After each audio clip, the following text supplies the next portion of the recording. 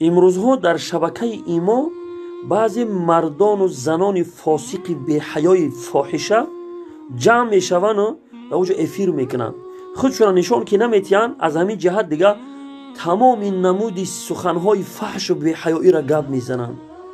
سبحان الله، یک نوارش تماشا کردم، سبحان الله در شوک بودم.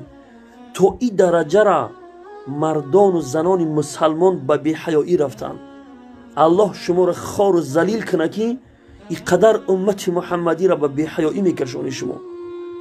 شما از الله نمیترسی؟ شما روز حساب و جزا را فراموش کردی که تو به این درجه را شما کارهای زیناکاریتون، یک زن در بین 150 نفر مرد همین خیلی نقل میکنن، گپ میزنن، چه خیلی کرد چکو کرد، آهواه کرده، گویا چنان نقل میکنن که گویا که همو افیر ده زیناکاری کرده سیان، گویا که همخوابگی کرده سیان، در اونجا نقل کرده سیان. شما از الله نمیترسی؟ شما مردن نداره؟ از این نمیترسه که خداوند در همین دنیا شما را ذلیل و خار بکنه، بلای مصیبت را در سر شما بیاره؟ از الله نمیترسه شما؟ من شما را از عذاب الله میترسانم که دیر یا زود شما را دامنگیر میشوه. بعضی فاسقاش با این نوارها را به دیگران میرسونه.